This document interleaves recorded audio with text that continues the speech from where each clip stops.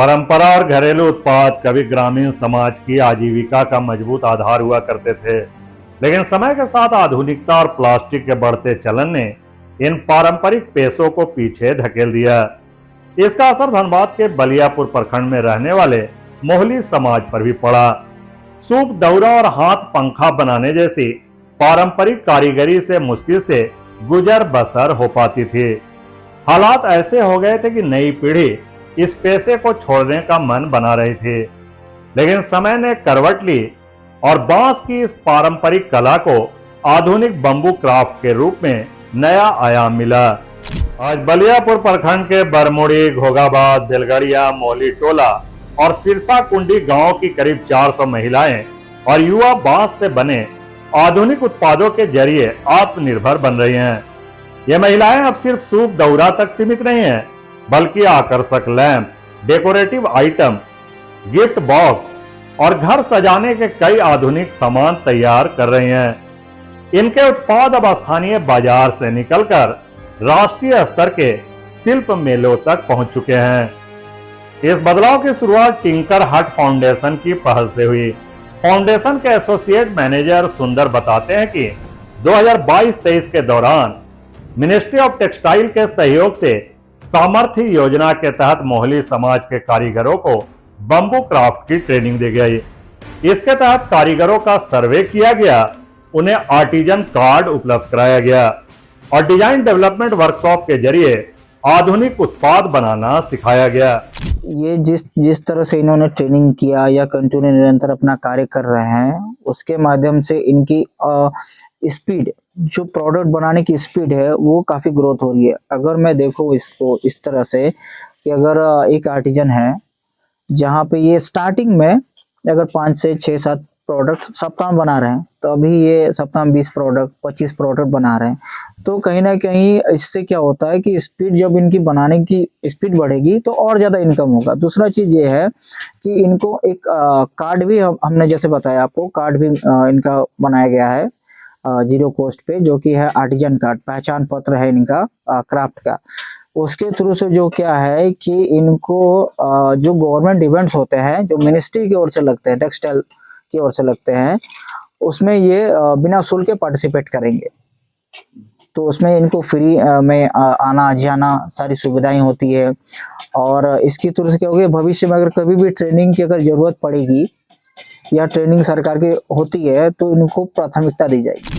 कारीगर महिलाओं का कहना है कि पहले पारंपरिक सूप और दौरा बनाने में महीने में मात्र 1500 से 2000 रुपए की आमदनी होती थी, वह भी सिर्फ त्योहारों के समय।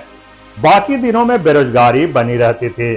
लेकिन बंबू क्राफ्ट की ट्रेनिंग मिलने के बाद अब उनकी मासिक आय 5000 से 6000 रुपए तक पहुंच गई है।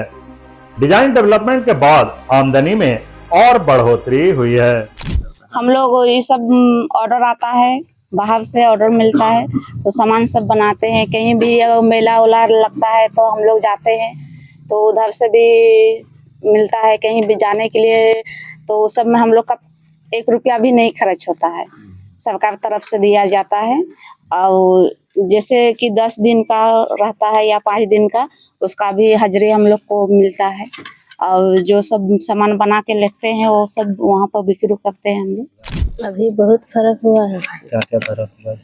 वही घर में जो बनाते हैं सूप, दौरा, तो उससे ज्यादा इनकम नहीं होता था ना, और यहाँ जब काम करते हैं तब से ज्यादा ही हो रहा है। कितना कमाई हो जाता है? तो सप्ताह में हो जाता है 2000, 2500, 3000। तो जो सामान आप बना रही है, सामान आपको यहीं से मतलब कोई लेके चले जाते हैं या आपको जाके बाहर बाजार में बेचना पड़ता है? नहीं, हम लोग बनाते हैं और सर है वो हम लोग को पैसा दे देते हैं, तो वो अपना ले जाता है। इन महिलाओं के लिए यह सिर्फ आर्थिक बदलाव नहीं, बल्कि सोच में आया बड़ा परिवर्तन भी है। जो महिलाएं पहले इस काम को मजबूरी मानती थी, आज वही अपने हुनर पर गर्व कर रही हैं। कई कारीगर अब मास्टर क्राफ्ट पर्सन और ट्रेनर बन चुकी हैं, जो दूसरों को प्रशिक्षण दे रही हैं।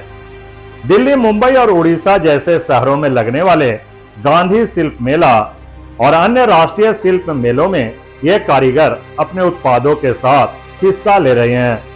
वहां उन्हें TA, DA की सुविधा भी मिलती है और वे सीधे अपने सामान की बिक्री कर रही हैं। पहले से मतलब पत्ती बनाना पड़ता है, छीलना पड़ता है, उसके बाद जो मतलब कलर होता है वो कलर करना पड़ता है, और ऐसे सफेद भी है तो सफेद भी बनाना पड़ता है। उसके बाद उसका बीट बनाना पड़ता है, बीट बनाकर फिर कंप्लीट करना पड़ता है। इसका शुरुआत हम लोग मतलब तो ट्रेनिंग करने के बाद ही इसका काम सीखे। बाकी हम लोग का था ट्रेनिंग किनके द्वारा दिया गया? ये ट्रेनिंग हम लोग को मिनिस्ट्री ऑफ टेक्सटाइल भारत सरकार के द्वारा मिला था। पहले जहाँ आप लोग सुखदौरी पे सिर्फ निर्भर रहते थे जी, उसके बाद आप लोग बैठे रहते थे, अब ये हाँ, ट्रेनिंग जी, के बाद जी। क्या चेंजेस आया है? ये मतलब तो ट्रेनिंग के बाद हम लोग को चेंजेस तो यही आया कि मतलब तो आप मतलब तो बैठ के नहीं रहना पड़ता था, कुछ न कुछ काम मिलते रहता है। बांस की यह कारीगरी आज मोहली समाज के लिए सिर्फ परंपरा नहीं बल्कि आत्मनिर्भरता और सम्मान का प्रतीक बन चुकी है। बम्बू क्राफ्ट ने साबित कर दिया है कि सही मार्गदर्शन और प्रशिक्षण से पारंपरिक हुनर भी आधुनिक बाजार में अपनी मजबूत पहचान बना सकता है।